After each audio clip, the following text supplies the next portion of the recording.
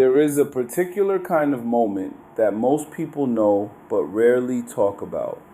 It is late, maybe later than you meant to stay up, and something in the day did not go the way you hoped. And without quite deciding to, you find yourself in the kitchen or reaching for something, not because you are really hungry, but because something in you just needs it. The chips, the chocolate, the leftover pasta eaten cold from the container, and even as you eat it, some quieter part of you wonders why. Not with judgment, just with genuine curiosity. Why this? Why now? That is what this episode is about. The craving for foods we know are not great for us is one of the most universal human experiences there is, and yet most of us treat it like a personal failure, like a character flaw we are supposed to have outgrown by now. But when you look at what is actually happening beneath the surface, in the brain, in the nervous system, in the long history of how we learn to comfort ourselves, it starts to look a lot less like weakness and a lot more like something deeply human. Let's start with the brain, because this is where it gets interesting.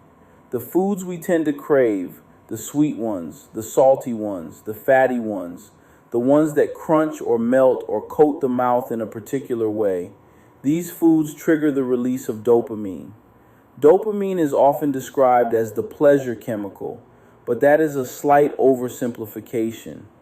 Dopamine is really more about anticipation and reward.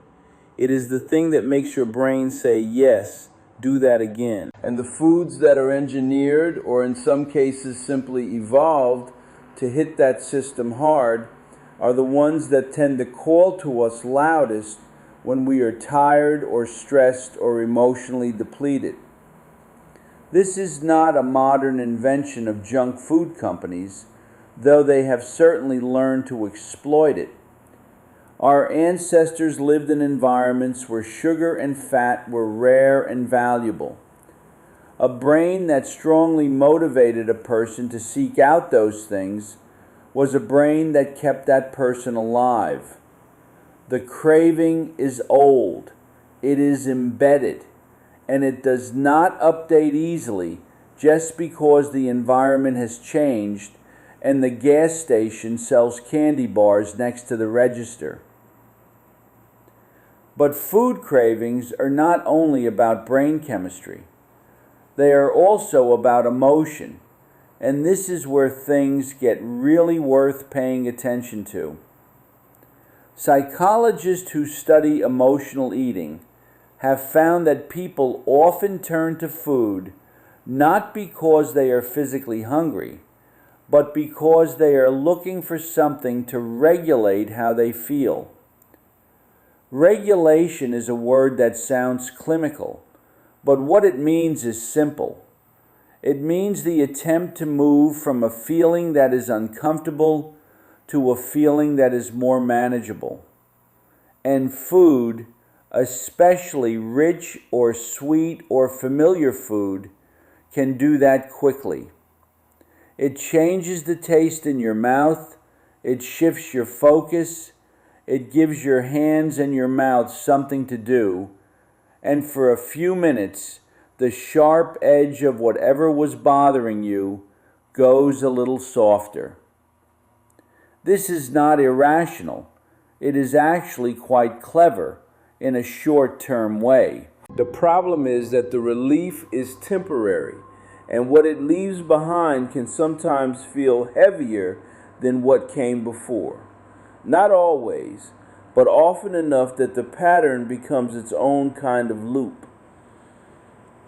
And then there's the layer of memory and comfort, which is perhaps the most tender part of this whole thing. Many of the foods people crave most are not just foods, they are memories. They are associations that were formed early in life, often in childhood, when a particular taste or smell was connected to safety, or love, or celebration, or being taken care of. A grandmother's cookies, the cereal that meant Saturday morning, the specific brand of crackers someone's parent kept in the cabinet. When we are adults going through something hard, Something in us sometimes reaches back toward those associations without quite knowing it. The craving is not just for the food, it is for what the food once represented.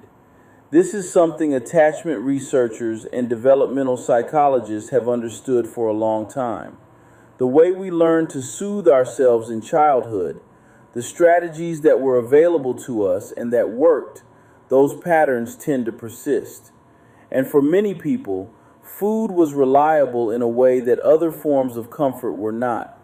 It was there. It worked. The nervous system learned. Here is how this often feels from the inside, and see if any of this is familiar. You are not particularly hungry, but you find yourself standing in front of the pantry anyway. Or you finish dinner and feel full, but there is something restless in you that food seems like the answer to. Or you notice that certain emotional states, boredom, loneliness, low-grade anxiety, the specific flatness that comes after something disappointing, seem to come almost automatically paired with a desire for something to eat. Not a particular nutritional thing, a particular comfort thing. Some people notice it most in the evenings, when the stimulation of the day fades and there is less to distract from whatever the day stirred up. Some people notice it most when they are around other people and some social discomfort is present, a kind of reaching for something external to manage an internal state. Some people notice it when they are bored, which is its own kind of emotional experience, often an uncomfortable one, a restlessness or low-grade meaninglessness that the brain finds quite difficult to sit with. None of this is you doing something wrong. It is a very old system doing what it learned to do. So what might help, not in the way of a diet plan or a rule, but in the way of understanding? The shift that tends to make the most difference is not willpower. Willpower is a limited resource, and trying to white-knuckle your way past a craving usually works in the short term, but rarely in the long term. What tends to be more durable is curiosity. Specifically, the practice of pausing for just a moment before reaching for the thing, not to stop yourself necessarily, but just to ask, quietly, what am I actually needing right now? Sometimes the answer will be, honestly, just the chips, and that is fine. But sometimes the answer reveals something more specific, tired, lonely, wound up and needing to come down. And when you can name the thing underneath the craving, you have more options. Not because you will always choose differently, but because you are no longer operating entirely on autopilot. You are there, with yourself, awake to what is happening. That is already something. There is a kind of gentleness in understanding why we do what we do. Not excusing everything, not pretending nothing matters, but holding our habits with a little more compassion and a little less content. The craving is not the enemy, it is a signal. Learning to read signals is a much more sustainable project than trying to silence them. This is offered as general reflection, and if food and emotions feel like a significant struggle in your life, speaking with a therapist or counselor is a genuinely worthwhile step.